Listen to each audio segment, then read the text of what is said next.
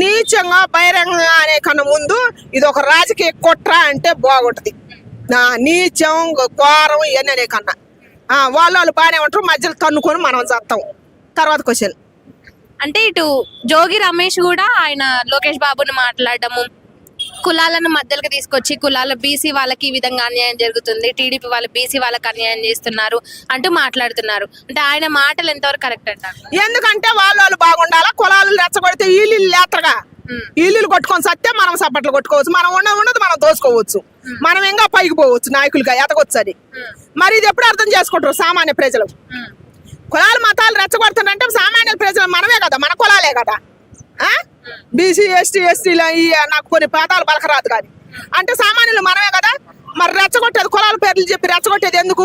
మనం దనుకోవాలని. రాజకీయంగా వాళ్ళు బాగానే ఉంటారు, వాళ్ళేం చదవరు, వాళ్ళు బాగానే ఉంటారు. మరి ఒక అంబటి రాంబాబు అన్న అంత ధైర్యంగా ముఖ్యమంత్రిని అనడంటే వాళ్ళు వీళ్ళు సంవత్సరాలు కాబట్టేగా, లేకపోతే సామాన్యుల పేరు ఇప్పుడు నువ్వు పోయాను ఊకుంటారా? ఇప్పుడు ఈయన పోయి అనుమానం పిచ్చుకొకరు కొట్టినట్టు కొడతారు, ఊకుంటారా? ఊకోరు. అందుకని వాళ్ళు కాబట్టి చదువుకుంటారు. అంటే ఇప్పుడు మళ్ళీ ఆయన రిమాండ్ లో కూడా అంటే ఆయన అరెస్ట్ కూడా చేసిరు కదా అంబటి రాంబాబుని ఈ విధంగా మాట్లాడిండని. ఇప్పుడు జోగి రమేష్ ని కూడా అరెస్ట్ చేయాలని చూస్తుంటే ఆయన పరారిలో ఉన్నట్టు తెలుస్తుంది. మరి వాళ్ళు అరెస్ట్ చేసినా కూడా వాళ్ళే చెప్పారు కదా మాకు ఉండేది లేదు ఊడేది లేదని, చేసుకోపోరని చిటికేసారుగా. మరి దైనం లేదు ఎందుకు అంటారు? దైనం లేదు ఎందుకు అంటారు? వాళ్ళకు కూడా బాగానే జరుగుతుంది, వాళ్ళ సపోర్ట్ బాగానే ఉంది, నాయకుడు సపోర్ట్ లేదు ఎందుకంటారు? చంద్రబాబు నాయుడు అని ఏం చేయడేమో, అందుకని వాళ్ళ సపోర్ట్ ఉంది కాబట్టి వాళ్ళు మాట్లాడుకున్నారు. వీళ్ళు వాళ్ళు కలిసి నేను ఒకటే మాట చెబుతాను, వీళ్ళు వాళ్ళు కలిసి నేను ఆ పార్టీ తరపున మాట్లాడను, ఈ పార్టీ తరపున మాట్లాడను. ఏపీ ప్రజల్ని సర్వనాశనం చేయడానికి వచ్చారు. ఇప్పుడు రావణ కాష్టంలా మారుతుంది. వాళ్ళ మాన ప్రాణాలు దోసుకోవడానికి వచ్చారు అనమాట, ప్రజలను పాలియటానికి రాలేదు.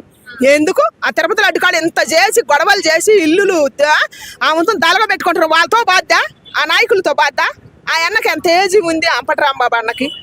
చెప్పు. అంత ఏజీ అన్న ఉన్నాయని ప్రజలను కాపాడటానికి వచ్చినారని ప్రజల గురించి మాట్లాడాలి.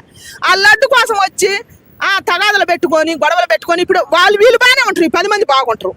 మధ్యలో మా నాయకుడిని కొట్టిన గుల్లయ్య వాళ్ళు ఎంతమంది? 100 మంది 50 మంది ఉంటారు ఏపీలో. రాజకీయంగా ఎంతో మంది భ్రష్టు పట్టి సర్వనాశనం అయిపోయిన వాళ్ళు ఉన్నారమ్మా. ఊళ్ళే నాశనం అయిపోయారు, అసలు ఊళ్ళలో లేరు. ఇప్పుడు ఏరే ఊళ్ళు పోయి బతుకుతారు ఆడవాళ్ళు మగవాళ్ళు.